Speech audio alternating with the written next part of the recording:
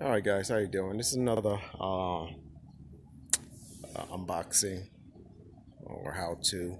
Alright, as you can see, I just picked up the Skil RAS900 rotary table. I'm going to be installing it on my Skil 1830. So I'm very glad. I've been wanting to get a rotary table for a while. Again, doing some construction on my house. Have to do a lot of molding, window casements and all that. I'm molding around the windows, and I decided to do my own custom trim on it instead of buying it. Again, it gives me an excuse to buy some tools, and you know how we are with our tools, guys. We're boys with our toys. We like to have any reason we can buy a good tool or buy a toy for us to play with. It's a thumb up. All right, so I enjoyed the unboxing. Any questions, leave a comment. Please subscribe to the channel, and that's it. I'll give you my opinion on how it's operate. Again, by no means I'm a professional woodworker. I'm just a guy who doesn't mind getting his hand dirty and trying to do things himself and use his hands. So I hope you enjoyed the video, and any comments, please leave it below. All right, and enjoy.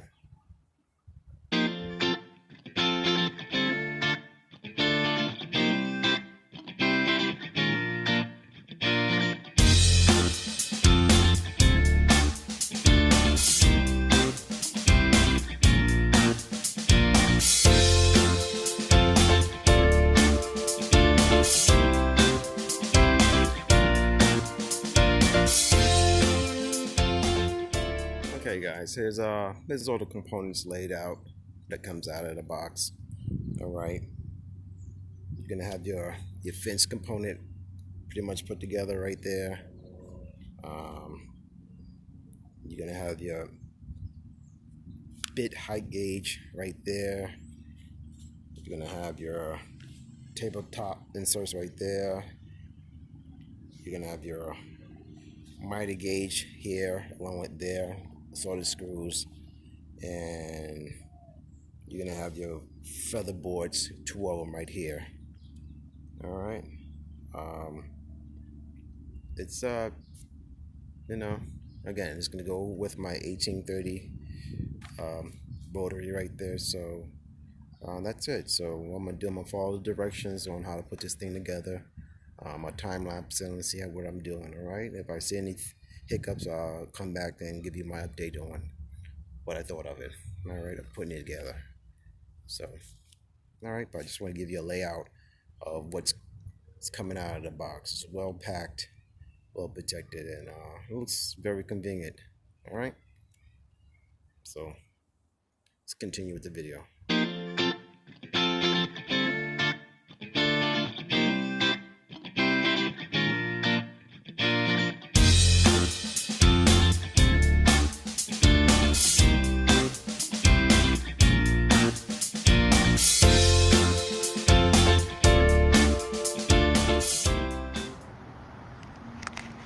Okay guys, I'm going to show you, when they talk about lifting the legs up and locking it, as you turn your legs here, that little component, this right here, you're going to see 2 angles here, right here and right here. All right, you're going to take this here, and when you come down, and see if you can notice it, it's going to come down in between those 2, thus locking it in.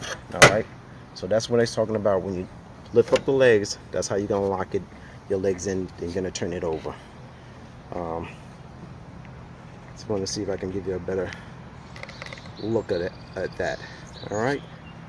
So that's I just want to bring to your attention. All right. You'll see when you lift up, it'll come out of those slots, and you bring it down. All right. When you want to lock it back in, all right, you lift up, and it'll slide in between those 2 points, push down, and it's locked in. So that's what they're talking about, locking it in.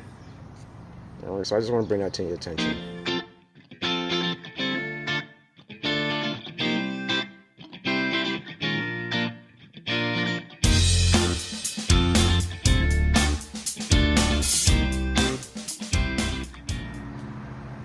Okay guys, here's another quick tip, and they give some details on how to do it.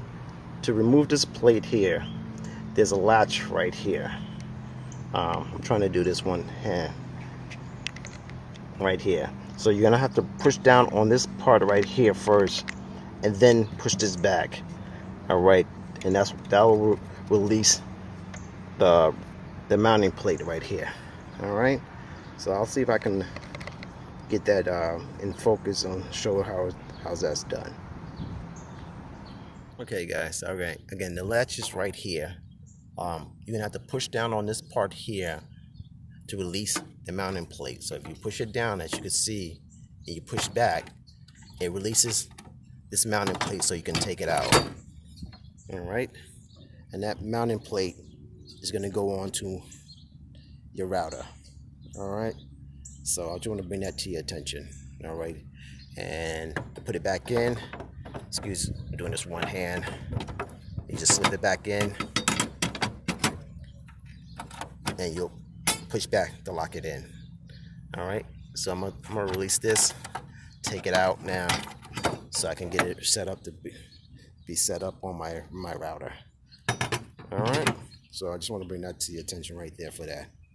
All right, and as you can see, we got a switch, and there's extra plugs right behind here. Actually, it's two for the plug into your router. All right, so just want to bring that to your attention. Okay, to connect your the plate, the mounting plate that comes with the thing, you have to remove the sub plate to your router. So in this case, I'm gonna have to move for my 1830 these pins to line them up with the holes in conjunction over here. All right, so that's what I'm gonna do now. Let's take this off so I can mount that plate. So, and I'm gonna have to do this off camera because I'm on one-man show here. So let me continue on and get this done to get this plate mounted. All right, guys, as you can see, I got the mounting plate now on my 1830 now. When you're reading the directions, you're going to notice that 1830 is not listed in the instructions, but you do have 1825. Just follow the same holes as laid out. And I used the screws that came out of the router. I used those same screws to put in on the plate. So as you can see, it fits as it should be. And in the direction, this location is referred to as an A. This A up here, A. All right, and based on your router type. Again, mine is Skil 1830. Your may be different. It may be Bosch, Craftsman, DeWatt, Nokia, Milwaukee, Porter Cable, whatever it may be. Just follow the directions as far as the location. And as you can see over here, in the direction they give you the layout of where everything is and regulation. What I'm talking about, A, B, C, D, or what have you. All right, so it's not coming in too blurry, but once you get the direction front, you'll be able to see that. So all right, so my mounting plate is connected, and make sure the lip is going down toward the router. All right, not the opposite. Not all right. So that's one step. So I'm gonna continue on the assembly of this router table. And forgive me any background noise or mechanism. All right. Yeah. Okay, guys. I flipped my table over just to give you a better look. But once you get that plate hooked up, you just slip it into these points here, and you just slam this back in. All right. So I just needed to turn it. The best way to look at it, if I turned it over and show it to you. And again, and take it off. You're just gonna pull back this little level that we had before. Pull it back, and it slips right out. All right, as you can see, like that. So to put it back in, just come back in and lock it, and that's that's how you get your router in and out. So I flipped it over. I just wanted to give you guys a better look on how that operates. Alright guys, to hook up the miter gauge is very simple. Alright, if it's not already attached, you're just going to take this butterfly screw off, alright, and the washer, and you're gonna see like a hole in the bottom of your miter right here. That hole goes on this part right here. Alright, so all you have to do is just put that on there, slide the screw through here. Let's see if I can do that. And then you take the washer, put it over that, and then put this down on there, and that's the assembly of your miter. All right, so that's for that part. All right, so I'll continue on. It's coming along. It's taking a little while because I'm taking my time so I can stop, show the video, take some videos, and continue on. So all right, but that's as simple how you put that miter together, the miter gauge. Okay guys, now we're going to be attaching the fence assembly. Now what they're going to ask you to do is that you're going to have to loosen up these screws. Your fence should already come pretty much already put together. You're going to have to untighten these screws here to install them into this J channel here. Alright, so just unloosen these screws here, and here.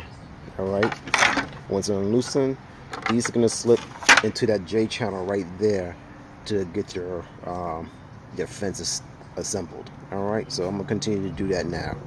So alright, I'm going to pause that and point that out to you. So that's what you have to do.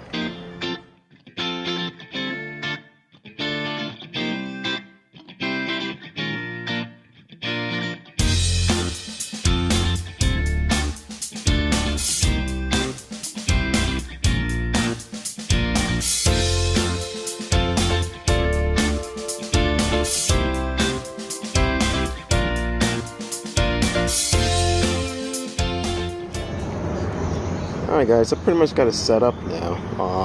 Right here, right here, you can see the little levels, which I just noticed, didn't know. These are a little toolbox right here. They have one in both sides. These should stay on, and which I kind of like because then I can throw my tools for my rotor in there on the extra plate. If you have one that came off, good location so you don't lose it. Throw it in there. Or the other extra pieces you can throw in there. So it's pretty much set up. I haven't started working on it, but that's pretty much all to it. What I'll do, I'll pick up with this video on how I'm going to mount it. I'm most likely I'm probably going to mount it to some type of plywood so I can easily move it back and forth. But yeah, that's how it's all set up, guys. It's not that hard. Actually, it's not hard at all. All right. I have my my Skil 1830 mounted to it. Ooh. Excuse me, I got videos going all over the place here, and yeah, and that's how it looks. I'm liking it. So what I'll do, I'll simply pick up this video on another video on once I got it all hooked up and ready to use. But I just want to give you a quick unboxing on how I put it together, the little things I saw to bring to your attention when you're putting yours together. And so far it looks like a pretty good table. Alright, and that's the looks of it. Alright, so again, this is the Skil rotary table RAS900 along with my Skil 1830 rotary attached to it. So alright guys, enjoy. Hope you liked the video. When you see some more updates, please subscribe, give it a thumbs up. Alright, and I'll talk to you guys later.